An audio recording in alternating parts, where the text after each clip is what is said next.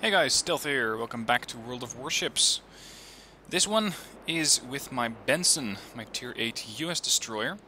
And there are quite a lot of destroyers in this match. We have a couple of Tier 10s, the Gearing, the Shimakaze and the Khabarovsk.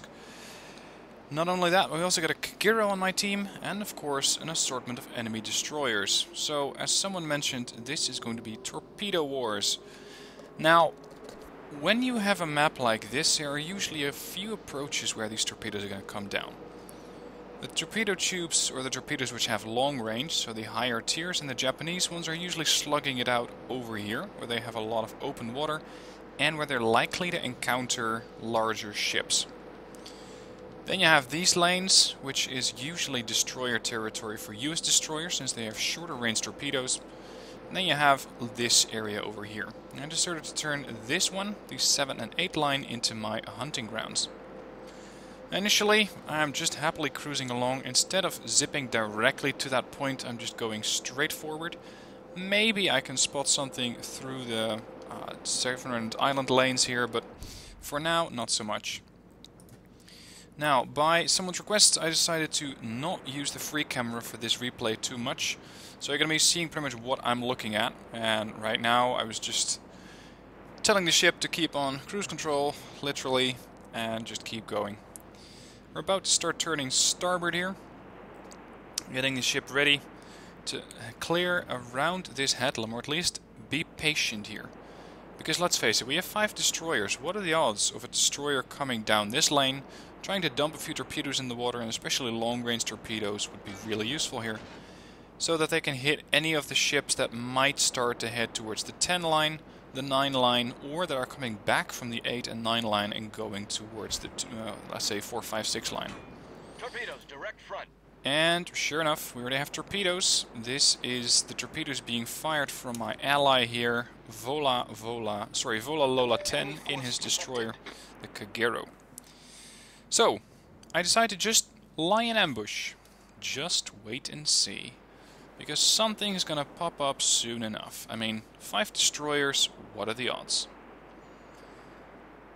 And sometimes, I gotta say, in a destroyer, it's not the most fun part of it, but just lying and waiting will get you rewarded. Because I just found myself a Shimakaze. So, opening up, a couple of direct hits, incapacitate him, 4 hits on him, 8 hits.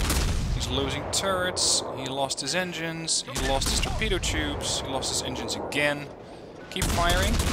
Now this guy put a lot of torpedoes in the water, trying to get rid of him. Unfortunately for him, I am not going to sit around and wait, and so much for a Shimakaze. Instant detonation of that destroyer. And the detonation is actually what killed him. It wasn't really so much my fire, as I was not really through killing him yet.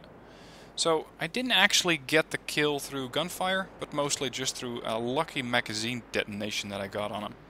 Possibly combined with the fire that he had taken. Now the Kagero decides to return fire with a few torpedoes of his own. Let's see, where is the Kagero? Completely lost that little DD. Actually, it probably wasn't the Kagero, it was probably Ibuki over there. He just launched a few torpedoes right into the smoke screen here, but of course there's nothing more else. There's nothing else there. Now, this might not be the only ship that's operating here, as I can see a battleship operating slightly over in D8, D9. It seems to be going towards the 10 line, so I'm considering going for that ship. But hey, more destroyers! Looking at a Fubuki here. This is a Tier 8 class destroyer, or sorry, a Tier 8 destroyer of the Fubuki class, Japanese Navy, and they go down just as easy. So round after round, putting in 1188 damage in the salvo there, and then he stops. He starts popping his smoke, and he stops. Which of course is the right idea, because now I have no idea where he is. Instead I just decide to dump a few torpedoes into the water, and hope for the best. Because his ability to go inside the smoke screen also limits his ability to move away. Which means that he has to be somewhere in there, and my torpedoes may actually get a lucky hit. And then there is another ship back there. That is an Otago class cruiser, and I do not really want to party with him. So, ceasefire, break away from the last position, come around, and let's see if the torpedoes can actually find anything. Let's see if they make contact with the Fubuki that's still hiding in there. Because, well, he's not going to hide in there forever, and I have a pretty large spread. Incidentally, though, that Atago moved right into my torpedo salvo. I was like, really? Is he not gonna see these? No. Just no. He instantly sailed right into one of the torpedoes. That did cause flooding, although he probably had his repair party readied up, and he started fixing that thing right away. Turning away to dodge a few torpedoes here, and instead of opening up on this Atago, I decide to hold my fire. I do not want to start engaging the Atago unless it's already engaged with someone else. And that's exactly what happened. It engaged with the cruiser that's behind me. This cruiser right here, the Hipper. And not only that, we also have an Iowa and a Montana going for this ship. So, time to just put a couple of salvos into him, put him on fire, and he's not able to put out the fire considering he just turned off his flooding. Now, I tried going with AP rounds here, but the armor penetration rounds didn't really go through, unfortunately. So, back to HE, trying to get more damage in. But of course, with a couple of battleships behind you, there is really nothing else that I need to do, as the battleships can do that job far more effectively. Now, over there in the distance is another ship. It's an Izumo. And I do know that there's a destroyer down there. I'm just not entirely sure what type it is, because I can only see it as a ship icon, but not as a class identification. So I'm not exactly sure if it would be wise for me to engage it, because if it is a Gearing class destroyer, that is not something that I should be partying with. Those guys have far more destroyer firepower than I do. And if I were to engage that ship, I would surely lose. That amount of firepower is just no good for me. So instead I decide to go for the battleship. But hey, the Fubuki is back. The Fubuki did exactly the same thing I did. He circled back, and that is really going to cost him. Because apparently he had not expected me being here. And yep, that's another kill. And over in the distance we have an Izumo, who fired a salvo, but because he's too far away, he instantly lost sight of me, also because I stopped firing. And I just decided to hold my fire. I could have fired at this guy without penalty, because I'm right between the ranges of detection and being fired while being detected, so that really wasn't a problem. Instead, I'm anticipating where this ship is going to be. He seems to be going towards the 9 line to help out his other battleship buddy.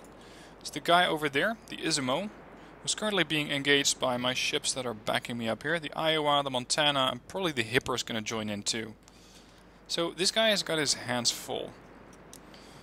I also know that there's still a destroyer nearby, because the destroyer has not been killed. The only 2 destroyers kills were by me, so it's still there. If I can intercept that destroyer as it's fleeing north, I may be also able to fire a couple of torpedoes into the battleship, which is either heading that way, so that Izumo, or the Izumo that's heading north again. The question is, am I going to be fast enough, or am I going to be too fast? Am I going to arrive here too soon? Now, this is a very narrow passage. I have seen cruisers do it, but for destroyers, of course, it's way easier, since you have perfect maneuverability, perfect agility with these ships, and it's just really, really easy to traverse this narrow. Now, let's wave at the people ashore here. Gotta say, those structures seem particularly small when compared to my ship. That's that's a bit unusual. Anyway, found my destroyer friend again, Kagero, Tier 9 destroyer. And it seems to be harassing the couple of battleships that are down there and the cruiser. But he's not really a priority, because if I open up on him, he's going to detect me, and that Izumo is going to make my life a lot more difficult. The other Izumo seems to have decided that this might not be where he wants to engage, and he's fleeing. Decide to turn around and head back. I dump 2 salvos of torpedoes into the water, more or less where this Izumo is going to be. Although I really didn't expect too much of that salvo. was basically to keep that thing busy while I was going after the destroyer. Here we go. Shots going in. Destroyer's burning. Destroyer's not doing too well. Destroyer's dead. Now, somehow my ship disappeared. Thank you, Wargaming, for not introducing the replay system yet.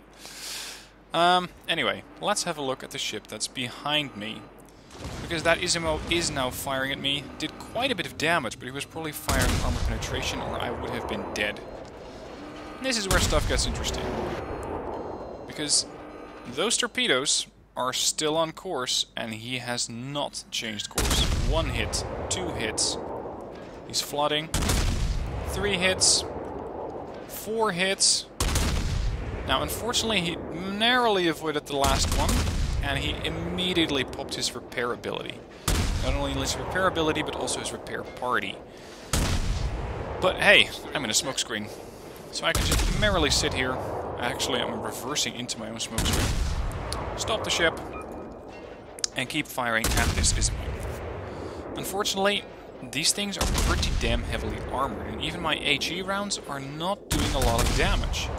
I just don't seem to be able to go through. This is usually when I start experimenting, when I say, okay, maybe armor penetration can work. Because at an angle like this, my shells are going to come in almost vertically, so maybe that'll work. You can see the Isimo is even running aground right now, making himself a very easy target for the battleship that's coming up right to my starboard. And I believe that that is the battleship who also gets the kill. A bit more damage needed here. I put him on fire.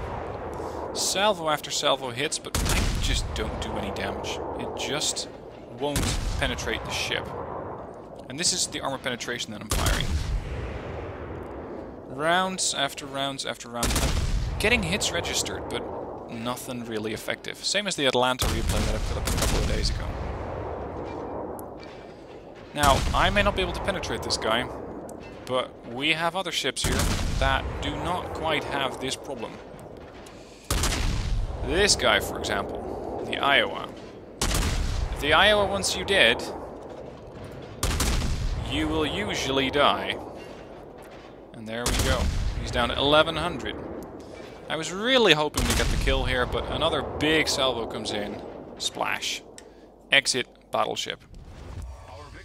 Now, unfortunately, at this point, I was really quite useless, as I was way out of position here. Or at least way out of position to go after the last 2 ships. Considering that those 2 ships are all the way over on the other side of the map. And really, there's no way that I can get there before we either cap the base or before anyone else sinks these ships. Even with the engine boost that I'm about to enable, it just doesn't really matter.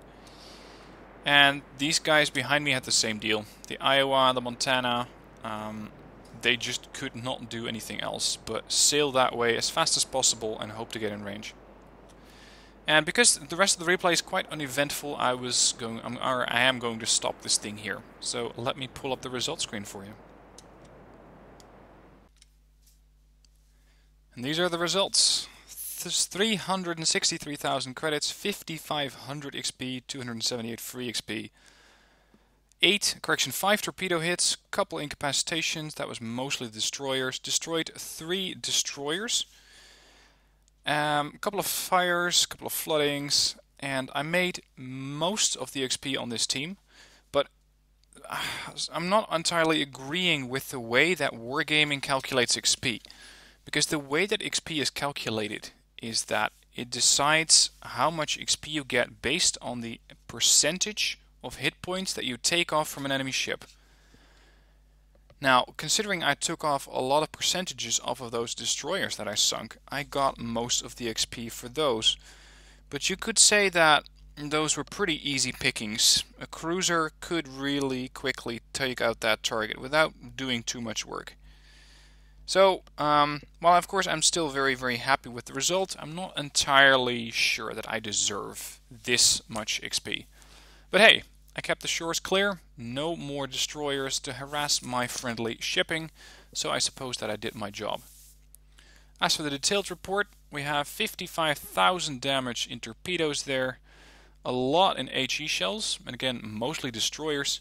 Bit of fire, bit of floodings, and a couple of armor penetration shell hits, but nothing really spectacular. And that's it for this gameplay. I hope you enjoyed watching the Benson. It is a really nice ship. The thing is, you have to be really careful with it, because it is pretty fragile, and it is not a torpedo boat like the other ships are. My torpedoes are mostly secondary, but if you can get the hits, then you can get some amazing results with this ship. So let me know what your results are with destroyers. Do you like them? Do you hate them? Looking forward to seeing your comments down below. For now, thank you for watching, and I'll see you soon for the next video.